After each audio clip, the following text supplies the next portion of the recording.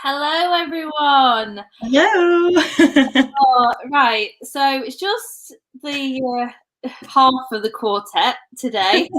Sorry about that, but show must go on. And breaking news, actual Chelsea and Man City and Atletico Madrid, they're all pulling out of the ESL. Thank God. What do you think about it, Lucy?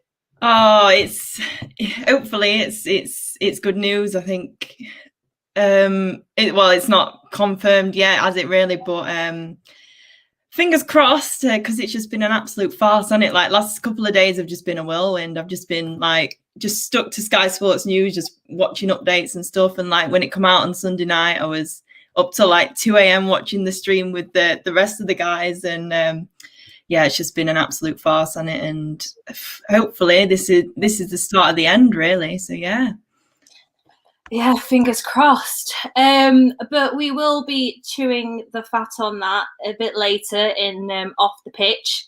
I can see in the comments flooding through quite a few chairmen of the teams are actually resigning, so that's good as well. But we're gonna head over to the stats of the game. So I was actually quite surprised at these stats, if I'm being honest. Especially the overall stats. I thought I know we got into the game from like the 60-minute mark. Like I thought we dominated and we really actually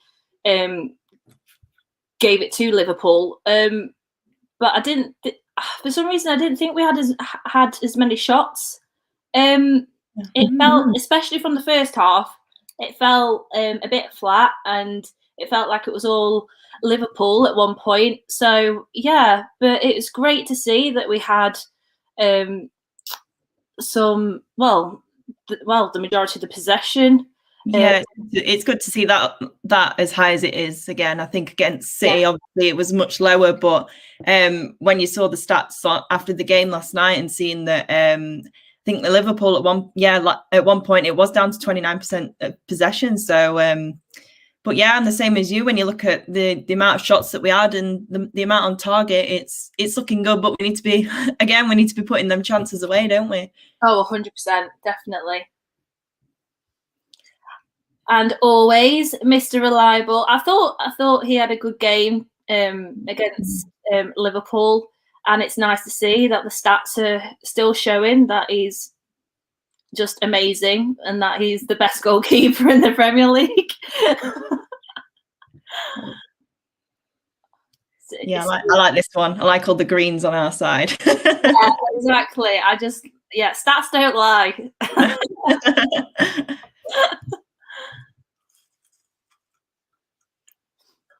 So yeah. So what did you think to the overall match then, Lucy?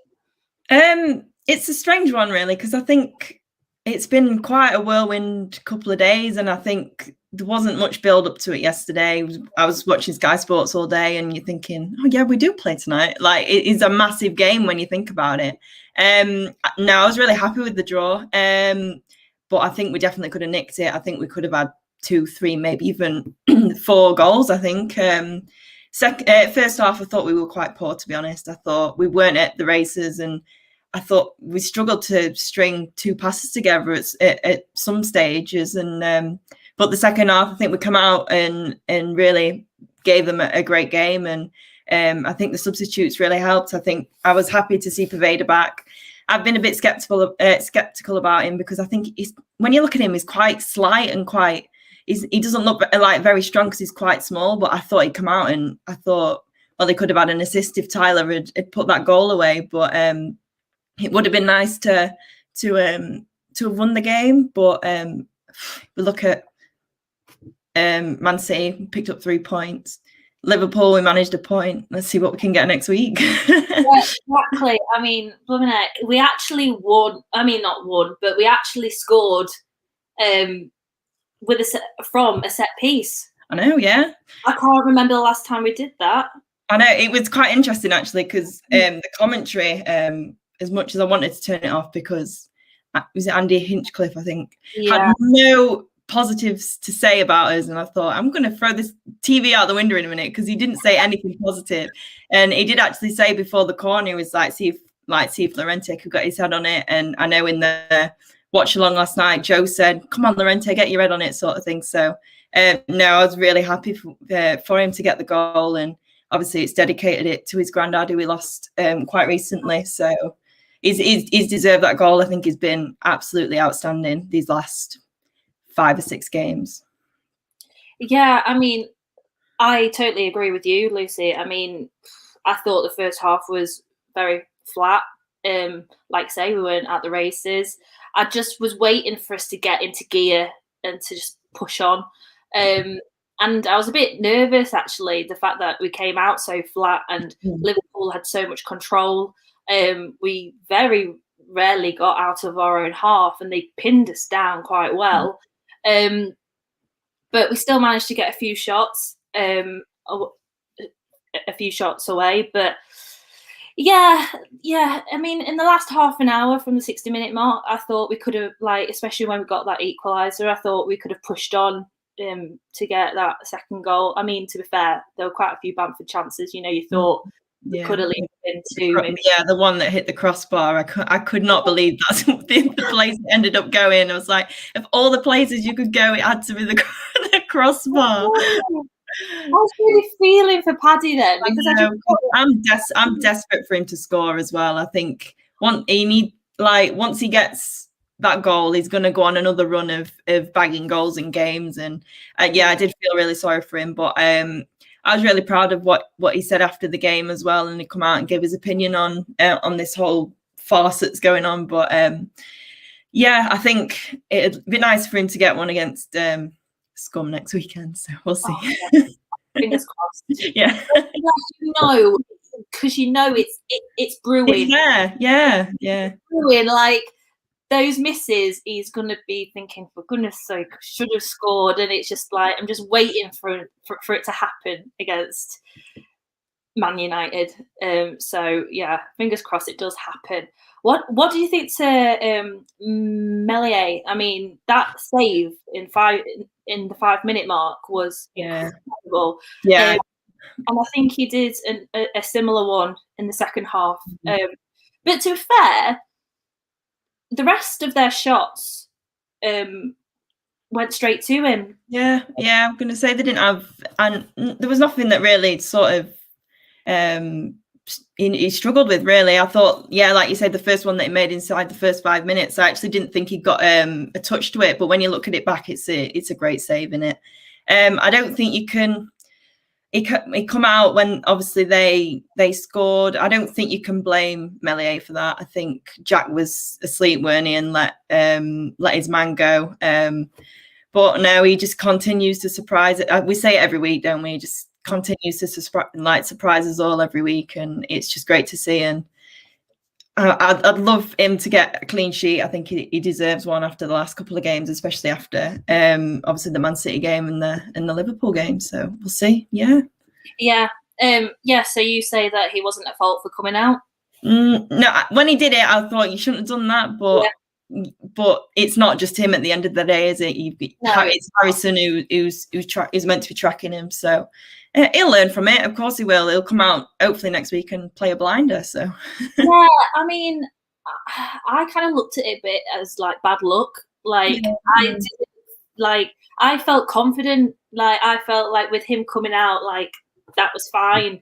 And then it just happened that he like, was it TAA Trent? Yeah, Trent. Yeah, I think even if he had stayed in, I think he probably would have scored. He's just, man has got an open net. Do you know what I mean? He's always going to score, even though he's been suffering a goal drought of late. But yeah, what do you actually, coming on to that question, because obviously Rafinha was out, what did you think to Harrison and Costa? I expected more from them, I think.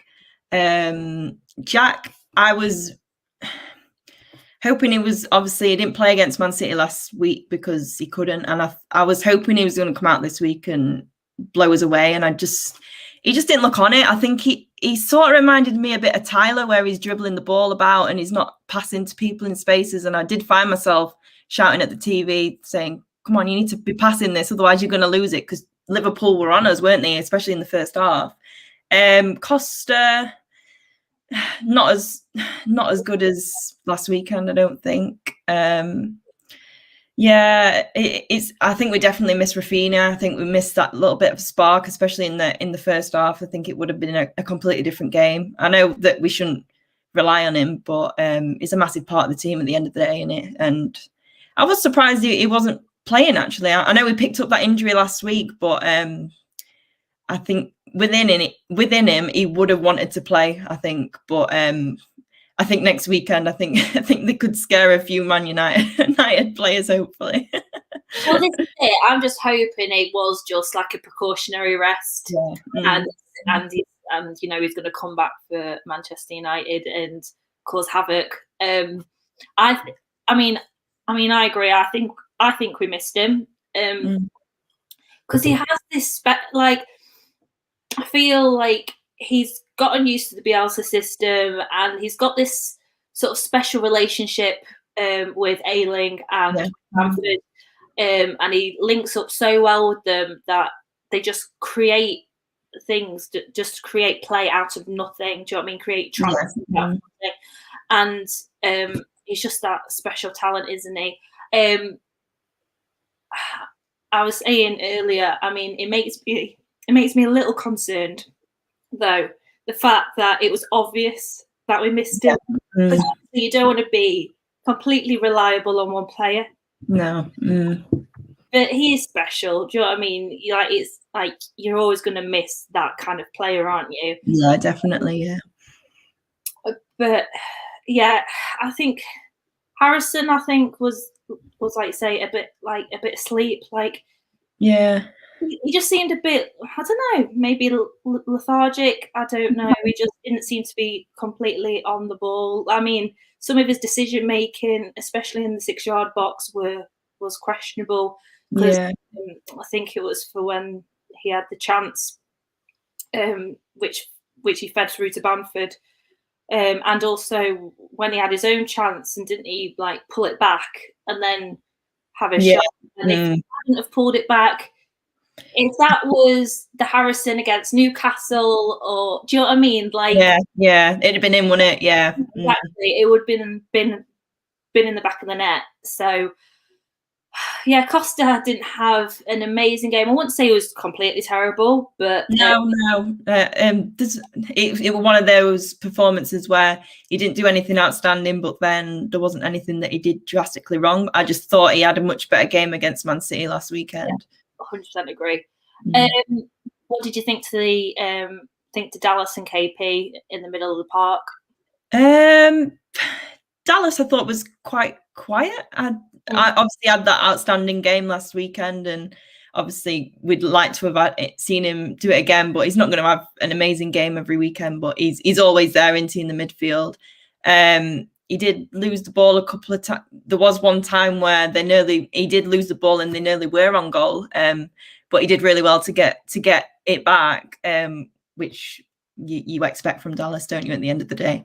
KP, I thought, was really good as well. He was there when we needed him, and he's just quality, isn't he? And at the minute, he just doesn't seem to be putting a foot wrong, and I just think he's been outstanding this season. I know that we say a lot about Dallas probably being player of the season, but you can't rule KP out, especially with his England call-ups. And That's true. That is true. I mean, my heart is always Dallas. Yeah. I just love that man. Seriously, I just love him. To me, he can't do it wrong. Like, he's just left back. Yeah, fine. I'll play there for a whole season and do brilliantly. Oh, put me into midfield. Yeah, I'll do that. Do you know what I mean? He just slots in everywhere. In a position like I said last week, he hadn't played as goalkeeper. Like, he's just got all these hidden talents. I do agree. I think he had obviously, compared to Man City, he had a much quieter game, but still, I noticed that he was everywhere. Yeah, 100%. Yeah, everywhere, trying to pick up second balls and helping out KP. It was just, love that man. But yeah, I think maybe Dallas also had a quieter game. It's because Rafinha wasn't there. Yeah, I mean, they seem to work really well together, don't they? Yeah. And so, yeah, but KP again, incredible. He's just one of the players that you just can't replace. No, you're 100%. Yeah, you're right. He's always consistent. Yeah, okay, he may have lost the ball a few times, but he's always there because you need him. Like, if there's a foul or like a tackle that needs to be made, he will make it. Like, there's no bones about it. But saying that, what did you think to the defence, especially Alioski? You know what? I was really impressed with Alioski yesterday. I thought the first half, it might be controversial, but I thought he was the best player, one of the best players on the pitch for the first half. I thought he were excellent, to be honest. I think, but once he got that yellow card, I think he got a bit emotional, and you could tell that he was being quite cautious, and we were all thinking, well, he's going to dive in at some point and get himself sent off, and he were having digs at Klopp and stuff. But I was really impressed with him. I think these last two games, I think he's been really impressive. Llorente, obviously, with the goal. Really, like I said earlier, really happy for him. First half, I think him and Strauch, I don't know whether there was a communication sort of issue, but they just looked quite shaky, I think, especially Strauch. But obviously, it's when you look at him, his age, and when he's, obviously with how old he is, and it's a big game for him to come into, obviously, with Coops being out. I don't know. I thought they were quite shaky for first half, but obviously much better second half.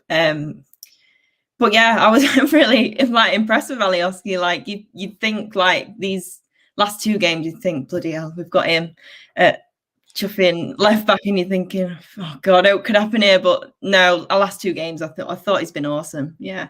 Yeah, I mean, I have to agree. Like, I was actually impressed with Alioski. You saw his frustration. Like, it was, I think, because he was screaming at the ref, saying, "Well, that's not a foul. Like, that's a decent tackle. Like, why am I being carded?" But saying that, at least the ref was consistent. Yeah. Wasn't it Firmino that basically did the same to Ayling? Yeah. And he got carded as well. So at least the ref was consistent. I found that actually quite funny, because Ayling did the Ayling flop. Like, you saw that a mile away. Like, he did that, and then you saw him have a laugh saw him try to be cheeky with Robertson as well, because Robertson's probably like, "Why did you do that for?" Something like that. Do you know what I mean? I'm like, well, you can do it. Why can't I? Yeah, like, he did it yesterday, and he made it look so obvious. And I'm sat there like, he's not going to get away with this. And then the ref blows the whistle. I'm like, how has he got away with that?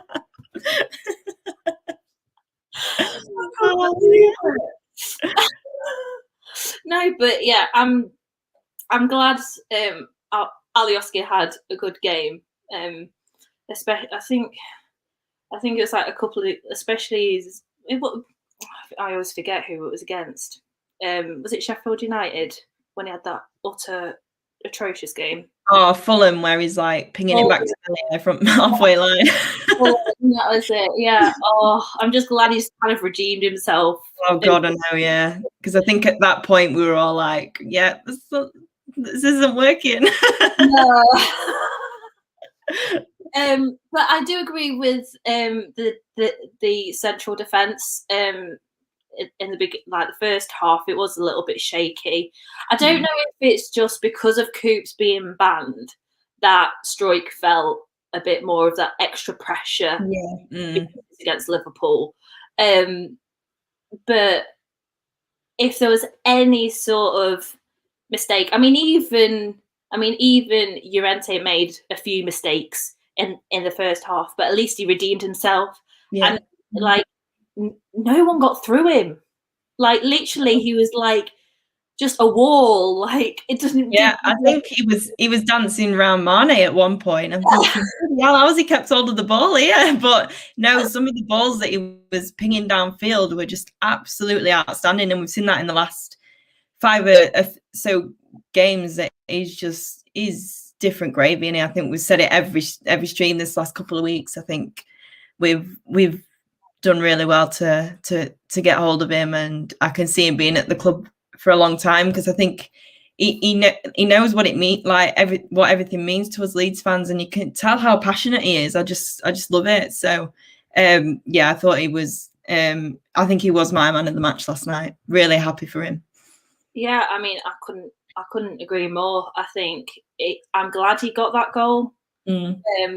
And bless him, dedicating it to his granddad. Yeah. Like, that was really sweet. But yeah, because I'm sure, like, he's proving most Leeds United fans wrong, including myself. Like, I was one of them who thought, "Oh God, he's a bit like Forshaw.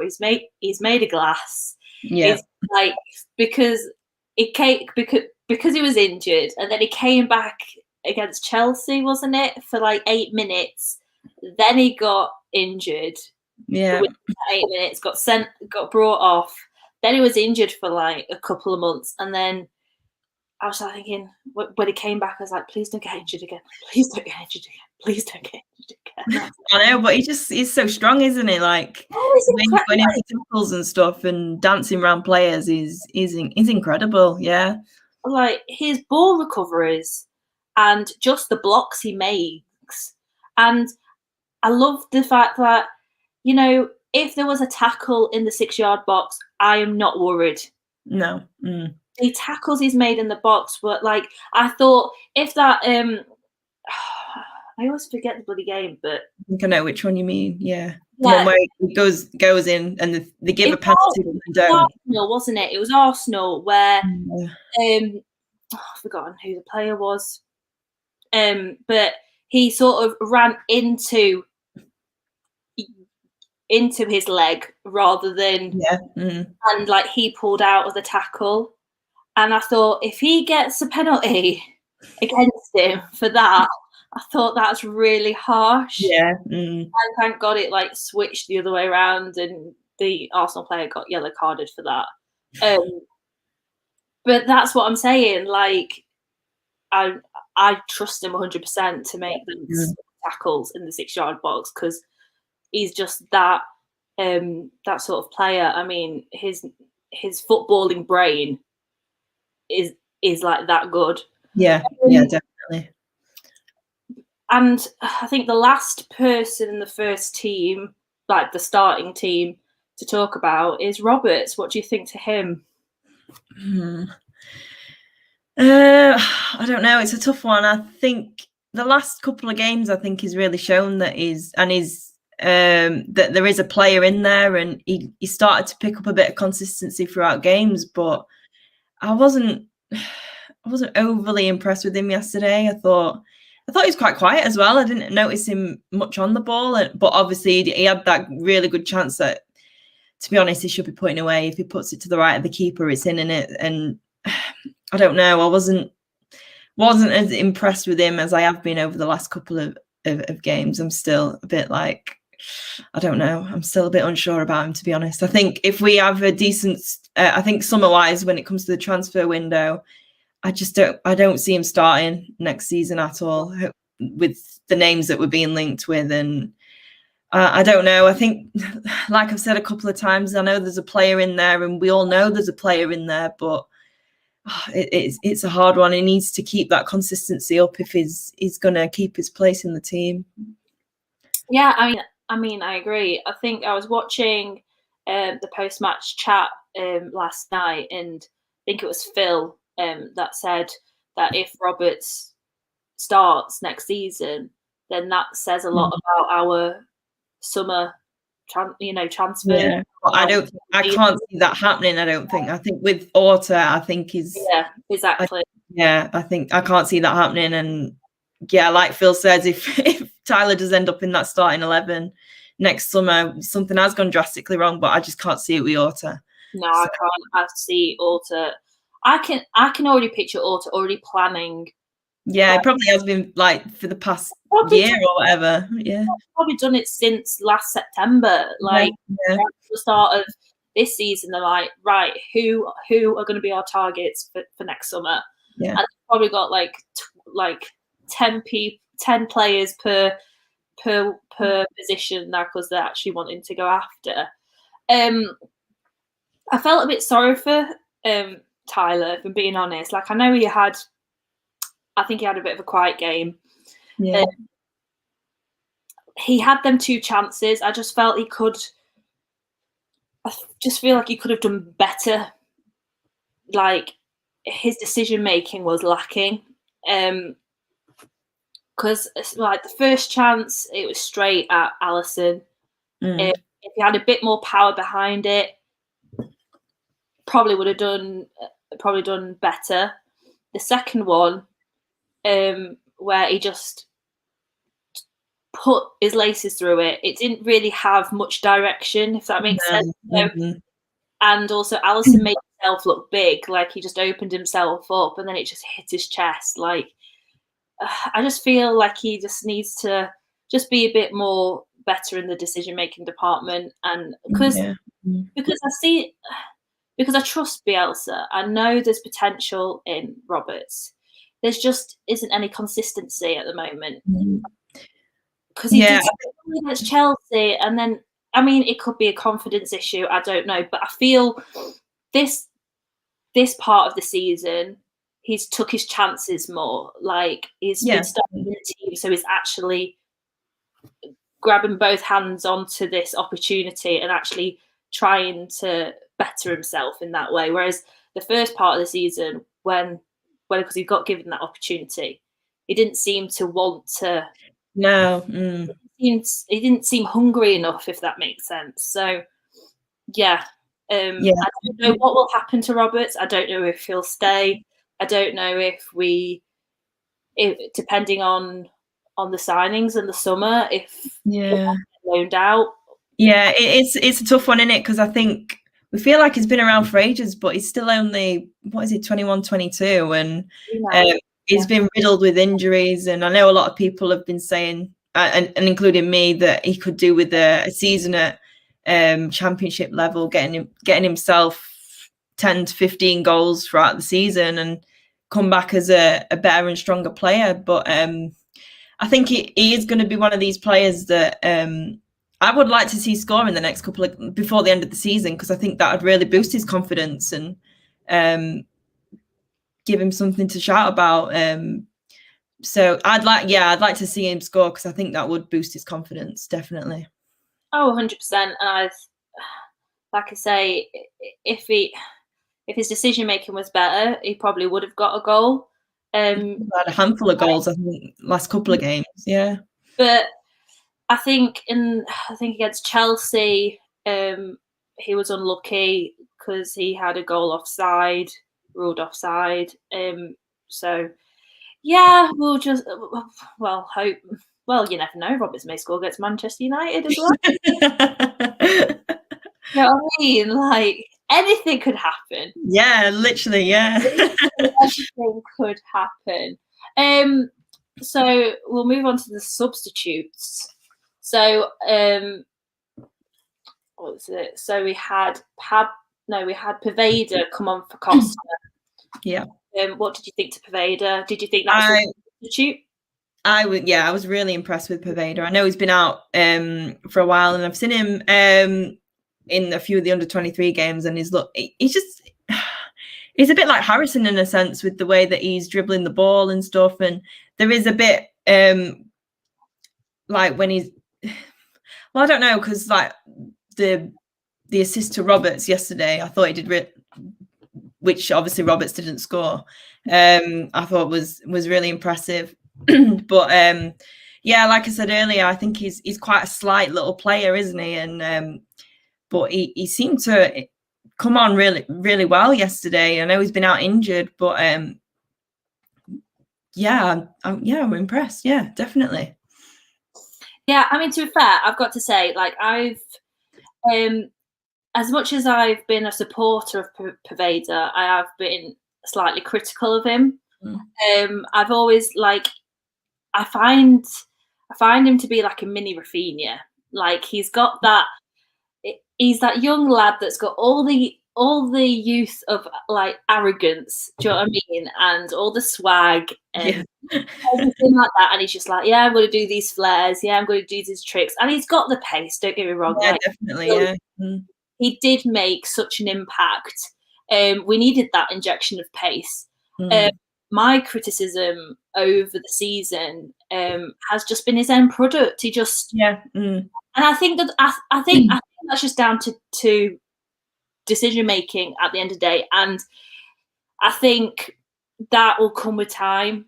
I mean, like I say, he's part of the under-23s team. He's been getting regular games in there. I just think he'll just grow and grow into such a good player, and his end product will eventually come. Yeah, definitely. Yeah, I agree with you. It's the end product, and you see it a bit in the under-23 games that he's been playing. He does all the hard work, and then it is that final bit. But it would have been nice for him to have got that assist if Roberts could have took that goal away. I think it had given both, obviously, Roberts and Poveda confidence. And yeah, I hope to see a bit more of Poveda. I think not starting as yet, but definitely as an impact player, because as a substitute, because we saw it yesterday, he comes on and actually makes an impact. Yeah. And Click came on for Alioski. What did you think? I'm trying to think now. Like, I can't remember what Click did, because I was so happy for Alioski. And when I saw him go off, I was like, oh, okay. I knew that if he'd have stopped on any longer, it'd have probably got him sent off. So I just remember Click just pacing on. Like, I don't think if you even waited for Alioski to come off, he just went straight on the pitch and was like properly getting involved.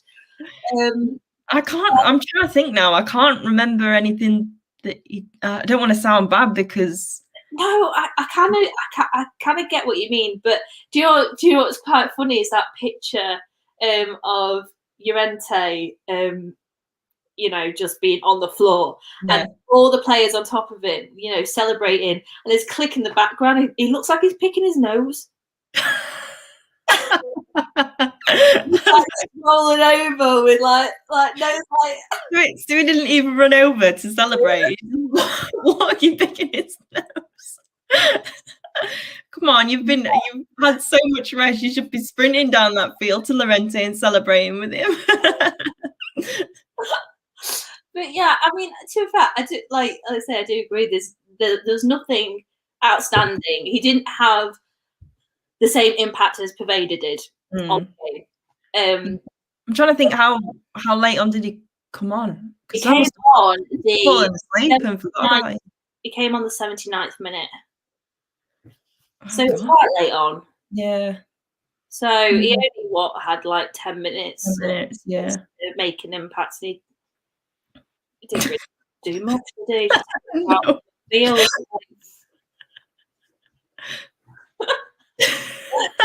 laughing like.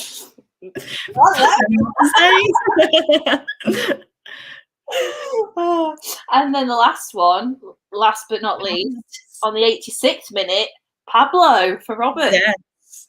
I was buzzing to see him on. So happy to see him on. And I thought he did all right, to be honest, from what I can remember. I mean, yesterday was just a blur. Like, obviously, the last 5 minutes or so you wanting to get through the game without losing it. And he looked all right. He looked like he had a bit of pace behind him, which was good to see.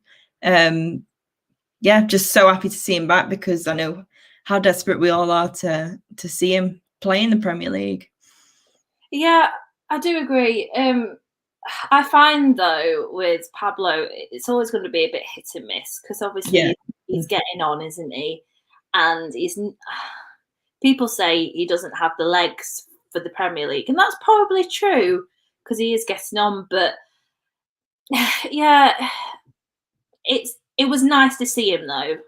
Put it that way, because I found myself, like, I think against when we were watching Man City, I was like thinking, I hadn't seen Pablo in a while. Like, I kind of forgot that like, not injured or whatever. Like, do you know what I mean? Because I know he did suffer an injury in training at one point. Yeah, he's been picking up a few, I think, these last couple of weeks. And obviously he's been on the bench, but not made it on. But I think every Leeds fan were happy to see him come on yesterday. And especially because Liverpool looked like they were tiring, and just to see a bit of Pablo magic on the pitch was really, really nice to see. Hopefully see a little bit more before the end of the season, then we'll see where he goes. Yeah, 100%. I mean, thing is, though, I've got to admit, when the team sheet came out for this game against Liverpool, and I looked at the subs, I thought, I can't see anyone who's going to make an impact. No, I was the same. No, like, we've got all the players that could make an impact already on the pitch. I looked straight at the starting 11. I was like, oh, Rafinha must be on the bench. Look at the bench. No Rafinha. Oh, where's Rodrigo? Oh, Rodrigo's not there. I'm like, it was gonna come on. But luckily, Poveda really did shine, and it was surprising. I was pleasantly surprised, and I was very impressed. Especially he's not been playing regular football, and it's all about experience for him. He's still a young footballer, and he's going to have that fire in his belly. And I was happy with all the subs. Thinking about it, and if Click did anything special, please put it in the chat, because I can't remember. Yeah, does anyone remember Click even coming on, guys? I hope I'm not the only one.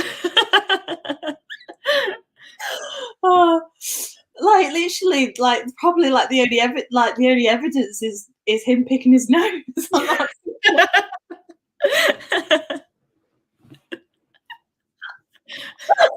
so crazy. We have the fact it looks like it. It's so oh gosh. Well, that is pretty much all we can say, really, about the Liverpool game, isn't it? I mean, is there anything else that you think we've missed out, Lucy?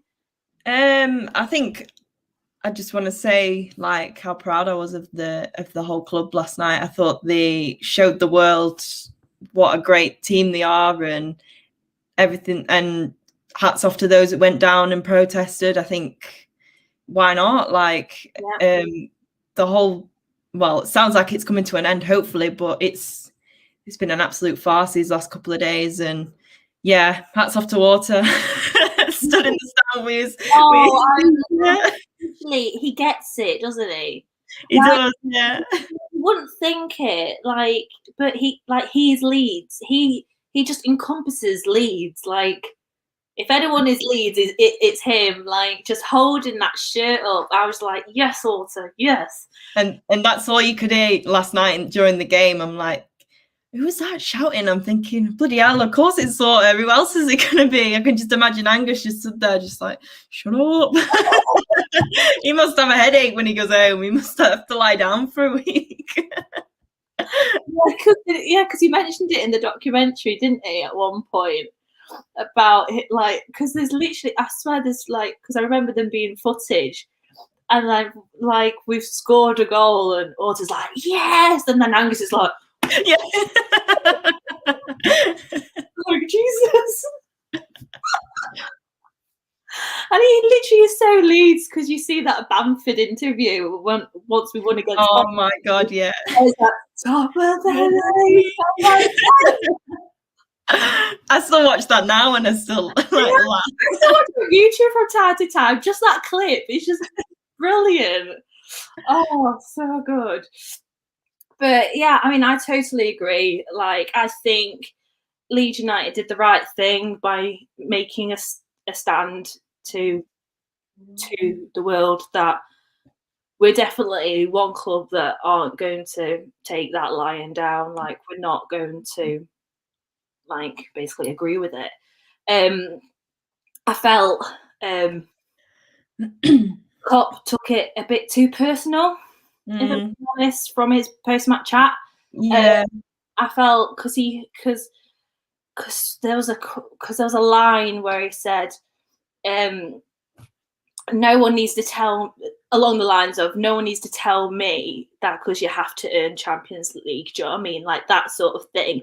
And I'm like, that's not what we're trying to do.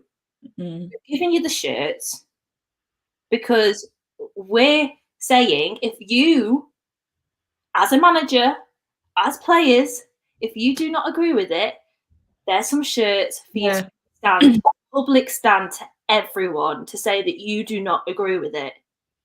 And I just felt he just took it the wrong way. Yeah, I agree, because I know he was sort of slagging Neville off a bit about what Neville's been saying, and everyone's been agreeing with him. But at the end of the day, Neville and Klopp are on the same page. Like, I just hope that Klopp's looked back today and thought, actually, he's made a good point, especially with everything that's happening at the minute, and everyone seems to be pulling out. So, yeah, I thought Klopp might have been a bit more outspoken about it, to be honest. But then again, has he been told by those higher up, if you dare say anything, you know what's coming, sort of thing? So yeah, exactly, because I think it was planned to have a meeting with the bosses that day before the match. So that makes me think, like, you were outspoken before, you've had a meeting, and now you're having a bit of a different take. Like, you've said you've got to toe the line a little bit. Like, you can't be all like dead set against it. You've got to, you've got it.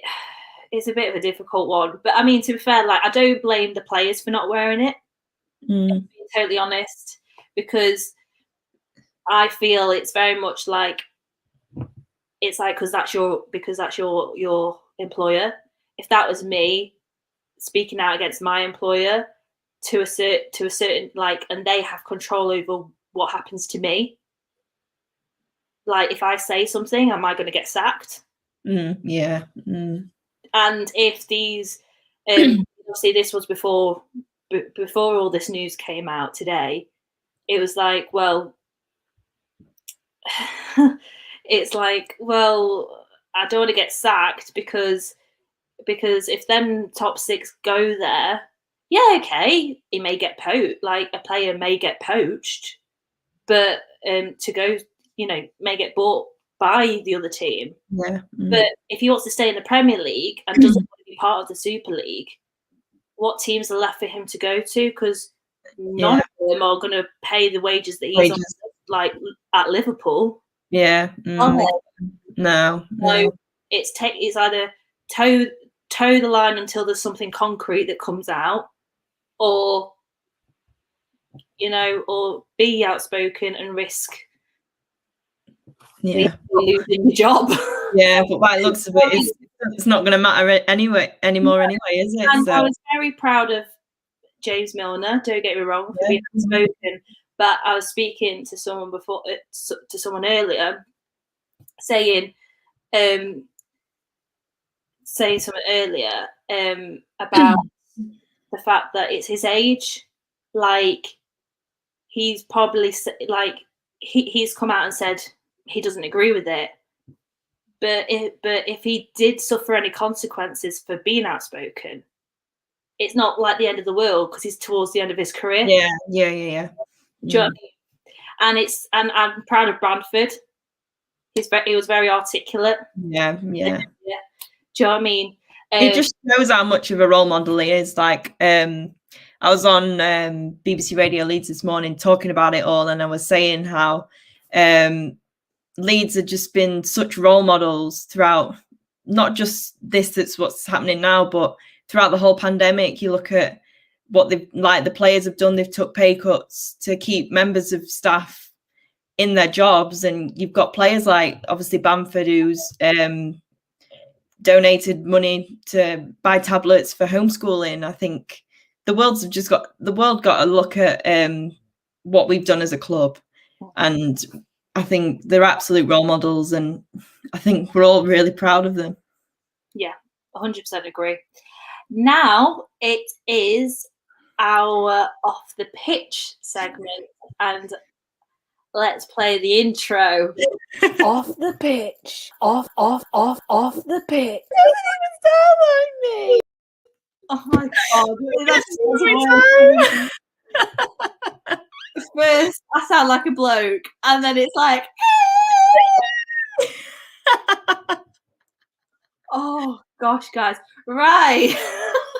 So, this off the pitch segment is very much solely around the obviously the news of the ESL. So we've got a quote that Jurgen Klopp apparently said. So yeah, what do you think, Lucy?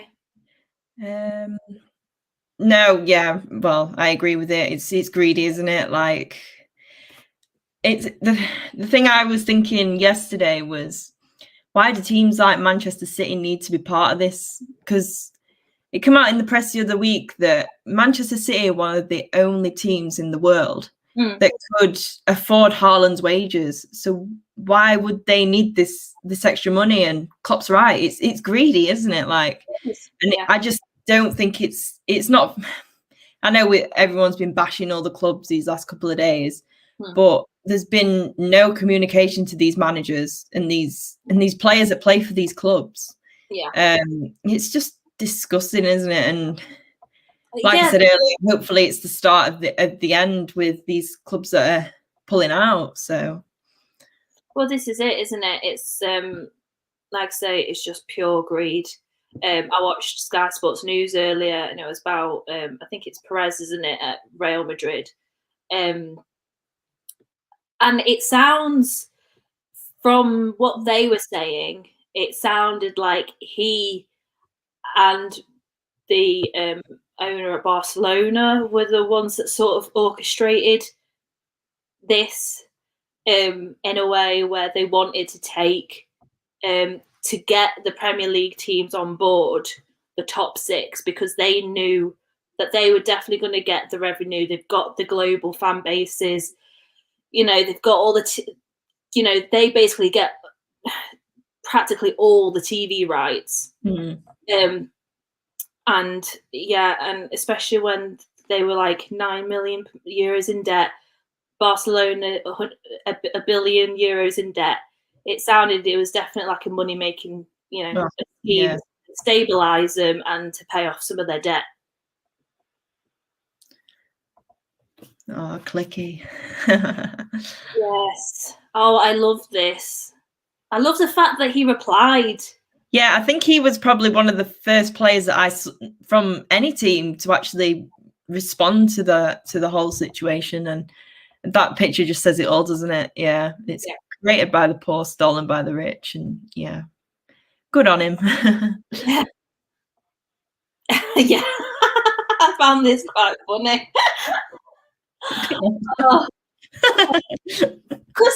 I get it, like, why Tottenham? Oh, yeah, that's the thing with me. I was like looking at who was involved. I was like, I kind of understand Arsenal. I was like, I kind of understand the other teams. Like, I even understand Arsenal because they were so big in the noughties.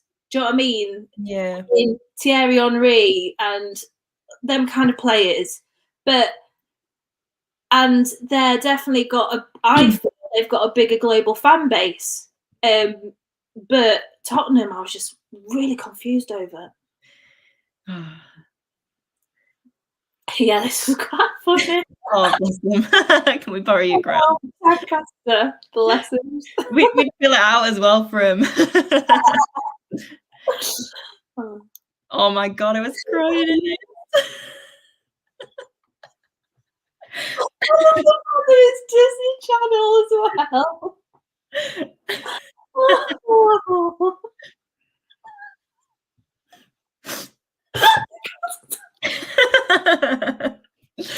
Oh, oh, oh. Yeah, this is actually a good fact, isn't it? Yeah. Oh, it was good to see. Yeah, I love seeing that last night.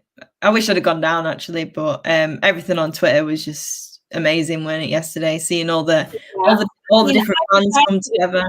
Yeah, I mean, I wish I could have gone down, but obviously, like, I worked quite late, so there's no way I was going to get over there in time before the game. So, which actually was a shame, but yeah, it was nice. Yeah, I heard that there was quite a few other rival team fans down there with the Leeds fans, so it sounded like it was a good atmosphere.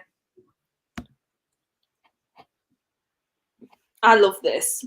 Oh, what a man. He's just God, isn't he? Like, I love him. I love this. Like, because I saw this on Tyler's Insta. Yeah, basically saying, you fans are undefeated and we can't wait to have you back. Oh, I can't wait to get back. So desperate to get back. This is great. It looks so real, doesn't it? It does. Thing is, though, I mean, as much as we probably love to romanticize the fact that, you know, Aguero would come to Leeds, like, the likelihood is not, and I don't think Bielsa would take him, if I'm being honest. Like, I don't know where he'd fit in. No. In the actual Bielsa system. Yeah. And I doubt he'd take a wage cut, if I'm being honest. No, that's another thing in it, the wages.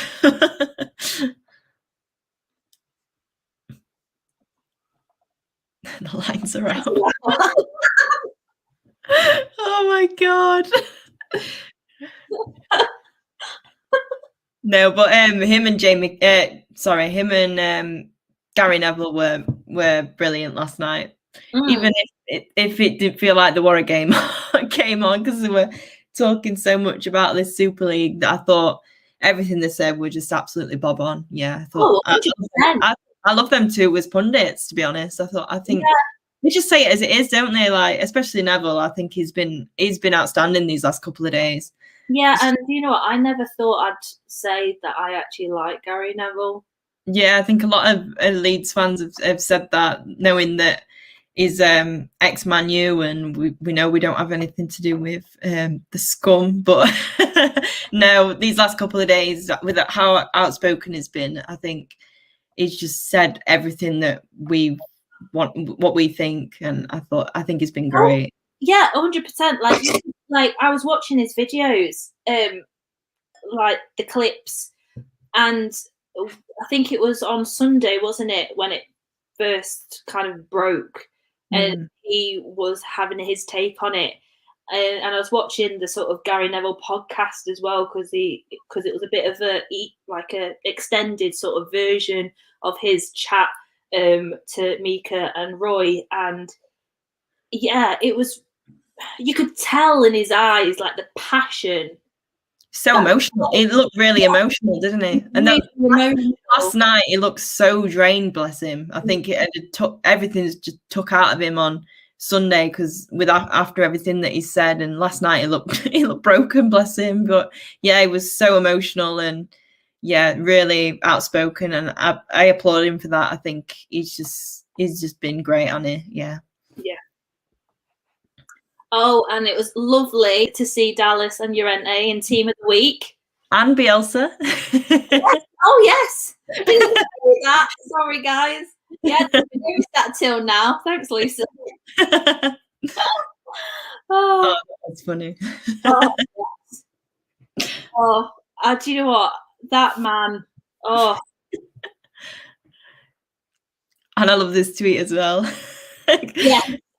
They could handle Haaland and Bellingham, but couldn't handle Dallas or Alioski. Oh my god! Oh, pubs, like literally pubs announced that because they're open, and then this picture pops up. Like, what's he been doing? Is he just having like an after work drink or something? I just love it. I think it's ace. It's I was expecting him to get sacked next morning and not see him last night. But yeah. Like, what are you doing? I think he's a much better translator than last season. He's so confident, isn't he?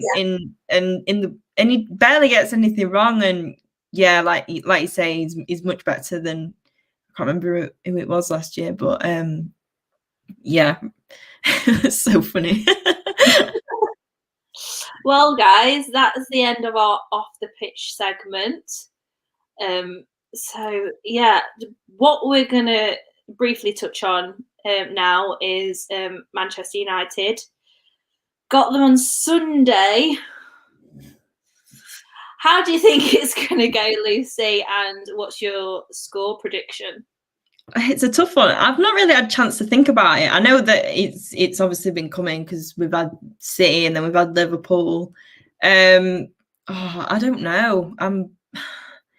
I think we can come away with at least a point. I don't know. I'd absolutely love to win the game, but I think we should be happy with the point. I think we can. I can't. Like I said it last week, I can't see us losing the game. I think we've really come into our own playing against these bigger Super Six or whatever they want to call themselves. And you just look like we got the draw against Chelsea, we got the win against Man City, we got the draw against Liverpool. So it means we're going to win. Yay! Yeah. I'm gonna. Let's just keep the pattern going. Yeah, like there's a couple of players that I'd like to see on the score sheet next week, but I think I'm gonna stick. I'm gonna go 2-2. I think. Oh, yeah. I hate predicting scores because I think I'm hoping it's not going to turn out like the reverse fixture. I don't think Bielsa will let it happen. No, I think we're a completely different team to what went out, and especially we being at home as well. I think we're going to feel a lot more comfortable. And I don't know about you. I think the pitch is playing up much better nowadays. I think a lot better. Yeah, like you didn't see it last couple of games. I thought, I forgot about all that slipping and sliding earlier in the season. What were we messing around at? So yeah, I'm going to 2-2, I think. Yeah. Yeah. Yeah. So like I said, I don't think Bielsa's going to let it happen. I'd love for Dallas to get on the score sheet. I'd love for Bamford to get on the score sheet. I'd love for Tyler to get on the score sheet. That's what I'm saying. There's so many players that I want to see Llorente score again. There's bullet header again. Stroud, come on. I'll get over that. I'm so happy for him. And I thought Struijk was better as an aerial threat than Llorente. So yeah. Yeah, like I say, I can't see us losing it. I think it's a really hard one to predict, like it is. It could really go any way. And also, I think it also kind of depends on how the news goes from now to Sunday.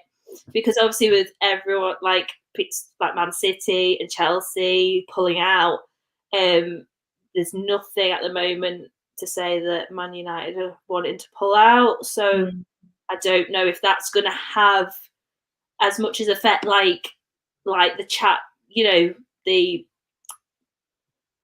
Pundit chat did like last night, if that's still being talked about. But yeah, it'll be so nice to win. Yeah, I'd love a win. Yeah, I'd love a win against them. And I think we've got a good shot, especially what form we're in as well. I think we've got a real good shot of bagging the 3 points. There's nothing stopping us, is there? We're mathematically safe. We want to climb the table as high as we can. There's nothing stopping us. We've got the quality there. I'm just hoping Rafinha's going to be there because I think he'll shock a lot of the players and cause havoc. I think, though, I don't think it's going to be a clean sheet, even though I'd love clean sheet. I can see Fernandes being on the score sheet. You know, he always bloody is, isn't he? Like, you know what? I know I shouldn't say stuff like this, but just bring Berardi on and take him out. Like, he does. He's one of them players that, like you say, just want to punch in face because he knows about absolutely everything. He's the worst player for it, I think. He just moans about everything, and I just can't stand him. So I'm going to say 2-1 Leeds. Yeah. I'm actually going to go for a win. So yeah, fingers crossed it actually happens. And like you say, Lucy, like with us being at Ellen Road this time, it's definitely got. I think it'll definitely bring a different atmosphere, even though we're not in the ground. Like it's like even when Ellen Road is empty, it still has that. I don't know. What do you need? There, like Orta will take you down, like single-handedly, he will shut you down. Take on any manager, like he did. Oh my god, that argument with Tuchel. Oh yeah. Weren't they like shouting down? I think they were, weren't they? And like Orta's up top, and then obviously Tuchel's down on the sideline. I'm like, oh my god. Only Orta, but we love him. Yeah, absolutely love him. Oh, right, guys. So Lucy's going for 2-2. I'm going for 2-1. Yeah. So we will. That's it for tonight, and we'll see you next week. Hopefully, after a win against Scum. The mighty Scum. Not the mighty Scum. What am I about? The mighty Whites against the Scum. Would you like to join the All Leeds TV Members Club? We're really excited to announce this new feature on All Leeds TV. We've got 3 different tiers: Sergeant Wilco, Bielsa, the Don. You can join any tier you like. The first tier, Sergeant Wilco, will get you loyalty badges. You can be a loyal member of All Leeds TV for every month, 2 months, 6 months, 12 months, or even 24 months of being a member. You will have a specific badge that shows that you're loyal to the cause. You'll also have emojis available, guys. You've got Bielsa, Bamford, Rafinha, goal, All Leeds TV. More and more to come. If Bamford scores a goal, spam the chat with it. Spam the watch along. We're really excited and we want you to join us on this ride. Next up, we have the Bielsa level, which is all of our members-only polls, and then we'll give you behind-the-scene photos and status updates. And if you leave us a comment on any of our videos, you will have priority reply, so we will directly reply to you. And last but not least, we've got the Don level. What benefits do you get from the Don level? Well, you get all the benefits that you get from the Wilco and Bielsa levels and some additional extras. Virtual video collaborations. Do you ever watch your post-match content and disagree with me, Joe or Tash? Well, this is your chance to put us right in our place and join us on the live player ratings, live post-matches and our phone-in shows also. We're also going to shout out all our members and follow you back on social media, and we're going to host an annual members night, which is coming